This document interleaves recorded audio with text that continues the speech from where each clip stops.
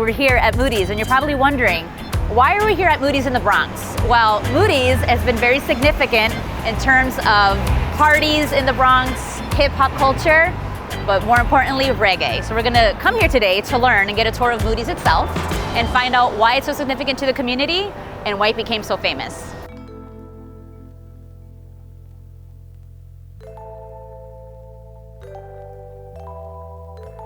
Hey, Pierre. Hey. What's going on? How are you? Good. Thank you for inviting us to finally see Moodies. Yes, I'm glad you came. I'm excited to talk about why this place means so much to the Bronx, to culture and hip-hop and reggae. Let's dive right in. Why is Moodies so important? Well, let's start from the beginning. First, this is not the original location. Oh, where's the original? No, the original location is on 225th on White Plains. So we moved around 2015.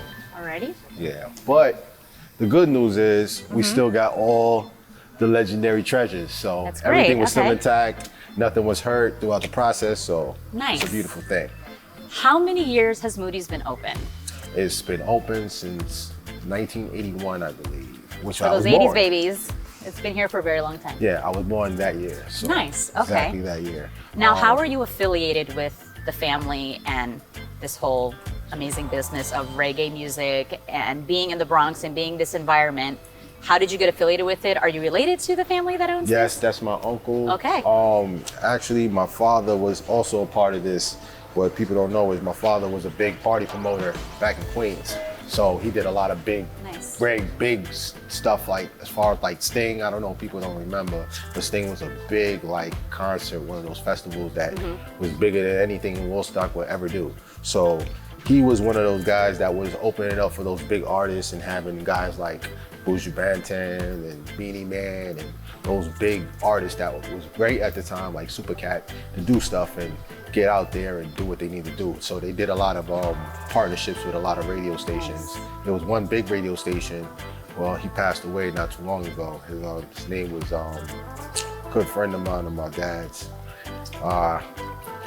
But he did a lot. He was a real big influence in the reggae industry as far as the Bronx and Brooklyn and Queens and all the tri-state area. Nice. So what would you say would be the top reggae albums that every record collector should have and own in their record collection when it comes to reggae?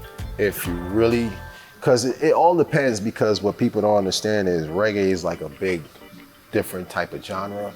It's kind of like rock and roll, where it has all different subgenres going down. So you have ska, you have dub, you have rocksteady, you have all different types of sectors of reggae.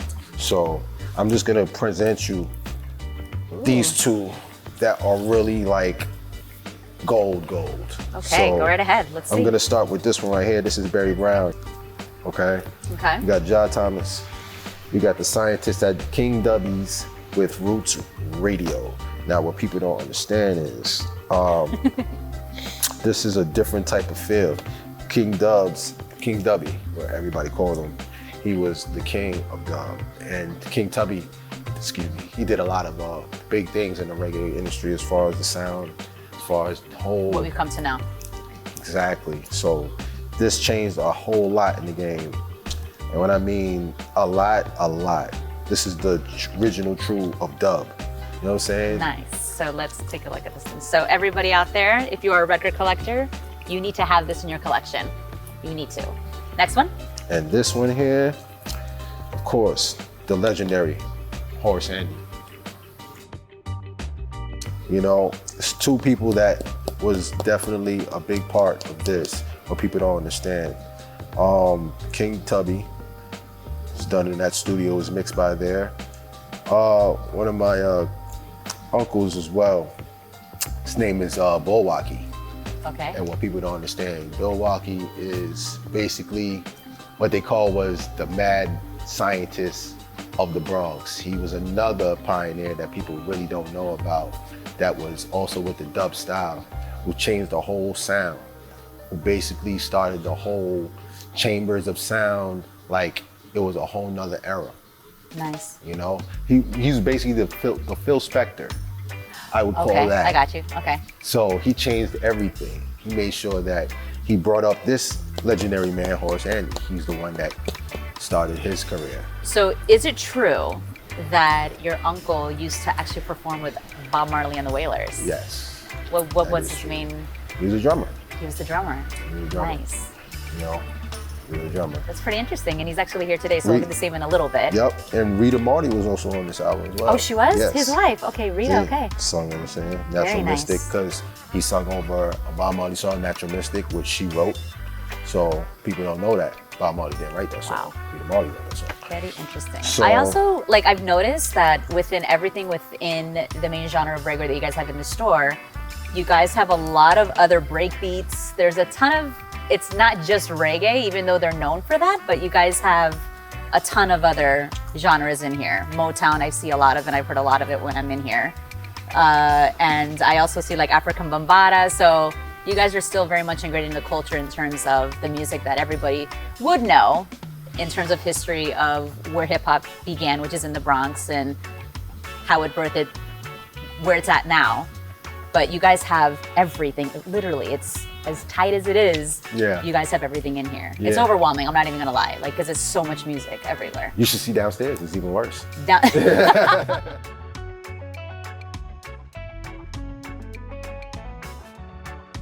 Mira lo que encontré, el Puma, el Puma.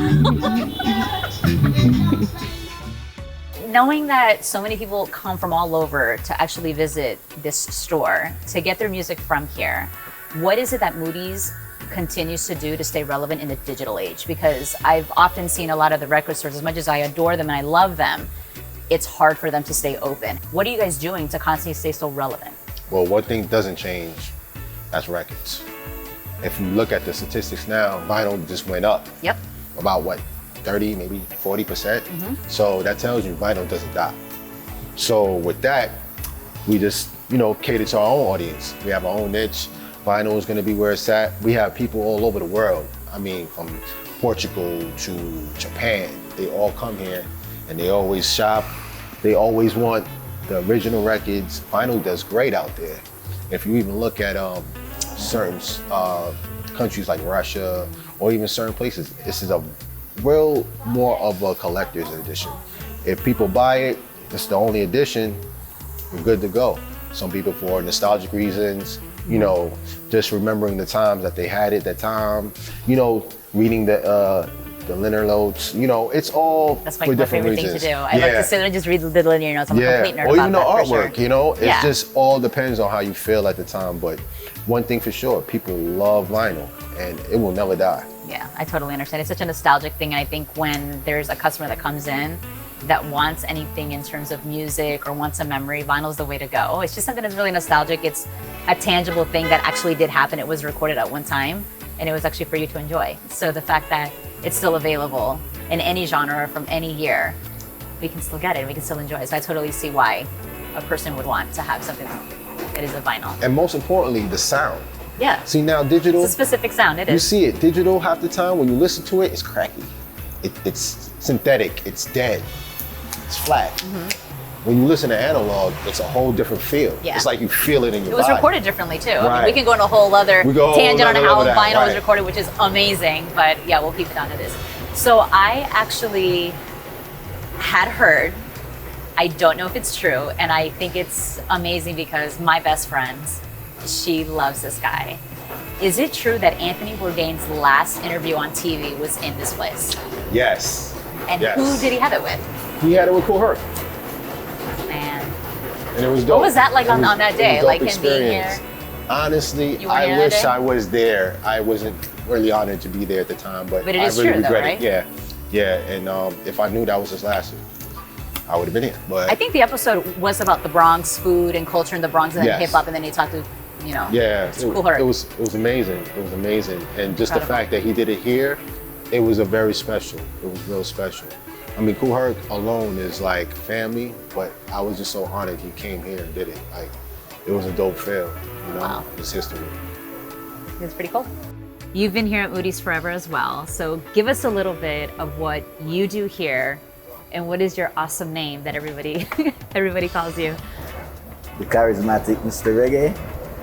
Okay, well, my main thing here is relating with the customers, and just like the question you asked, we show them where they can find an assortment of stuff, group stuff, solo stuff, no matter what the artist, Oscar artist, Grammy artist, reggae, gospel that you're standing beside.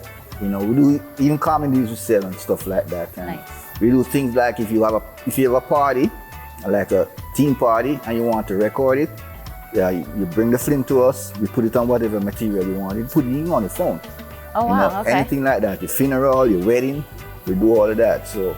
How many years have you been here? 87, 97, 87, 90, 90, 20, 30 years. And what would you say is the one thing that stands out about this record shop that no others have, but you guys do? Okay, personality is number one. And if you can't find someone, we are the go-to person. And we find that person for you. Whether it want to be a director, a producer, an artist, we find anything in music. You're the plug. Any part of the 4 parts of music, arrangements, lyrics, rhythm and melody, we find something that you can fit in. We even teach them not to run and forget that they used to sing the do, re, mi, because that's what music is based upon. Right. Those are some of the chords of music. Do, re, mi, fa, sol, la, ti, do. You can mix those in and you get your arrangements. You can also use the melody from those and your songs flow. It's just the way you do it. Nursery rhymes and stuff like that. You put it together into music also. So if you come and you're lost from something and you ask a question, chances are you're gonna know. Yeah, believe you me, we're gonna let you walk out of here smiling. So everybody out there that is looking for anything specifically what he said, this is the place to come. Moodies. I would like to understand from your point of view, how do you curate the collection that you guys have here? What do you look for? And how do you go about it? Because it's so much music. Well, what's your process? First of all, I have to tell you how we started out. We started out in 1981, right? And at 225th Street.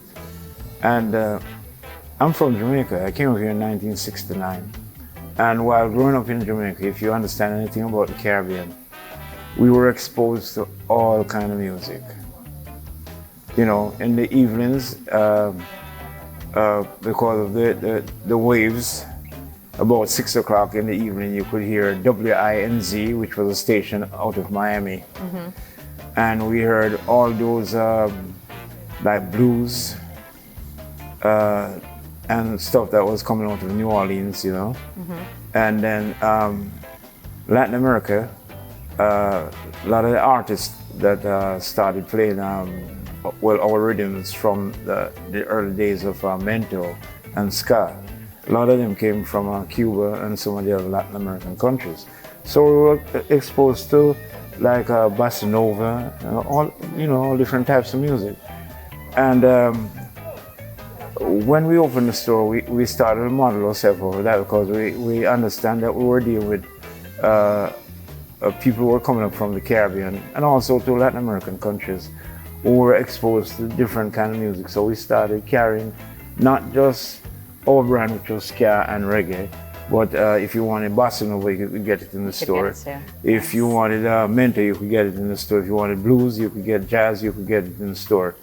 And also on Sundays, back in those times in the early 60s, our news was being broadcast by BBC, right? So therefore, they did the news on Sunday evening at about 5:30, and then at 6 o'clock, we were exposed to classical music.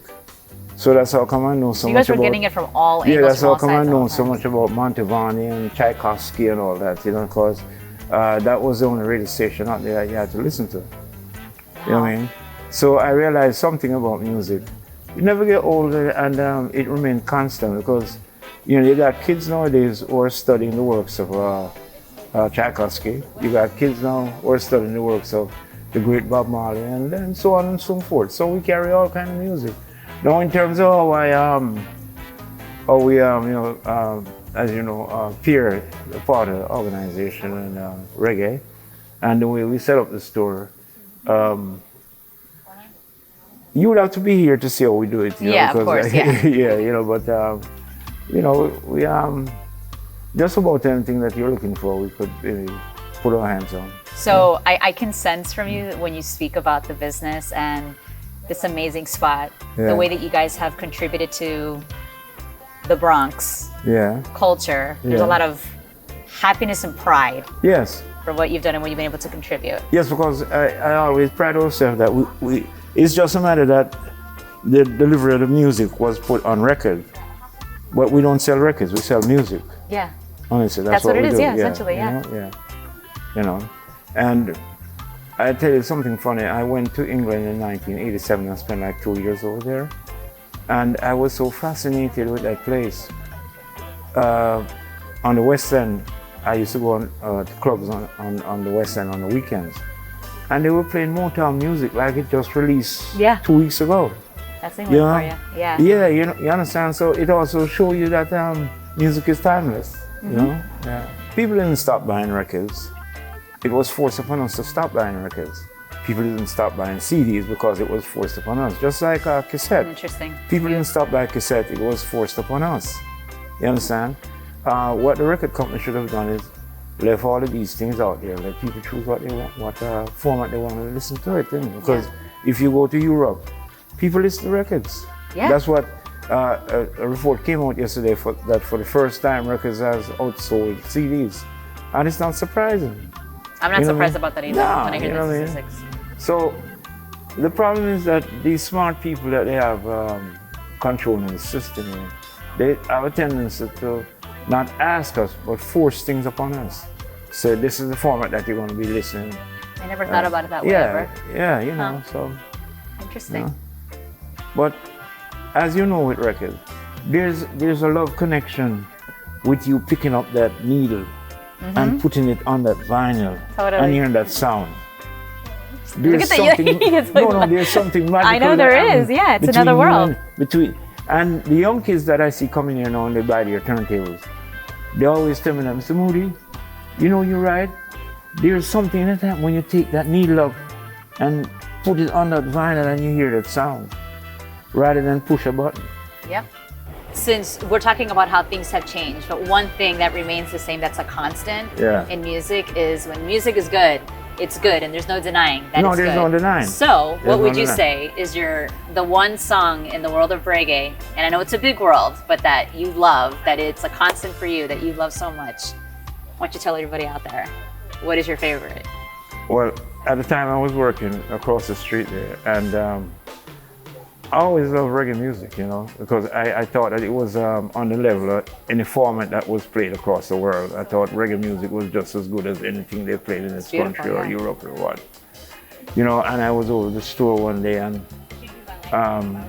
we got a batch of records from, came in from Island Records. And when I put on the song, I never imagined that something like this could have been made in Jamaica. It was a song called Police and Thieves. All right? Junior Murphy. And to this day, it still has an impact on me. Just how it was arranged, layout and everything, I think that was one of the greatest recordings that was ever made. Everybody has that one. Everybody does. So it's and then I also remember this album.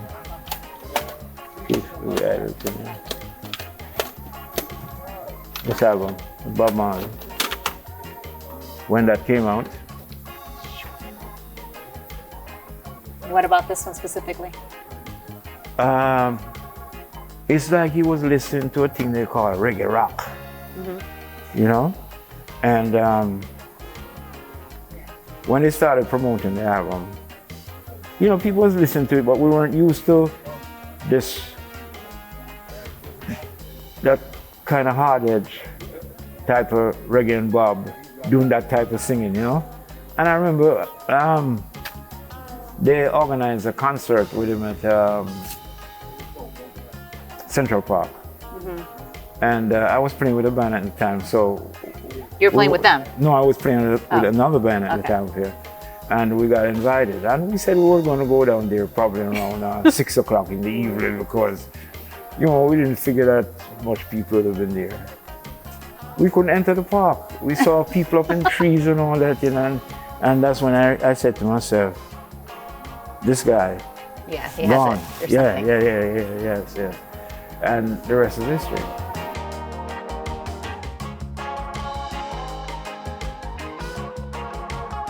We're on 3777A White Plains Road, and you should come because it's legendary.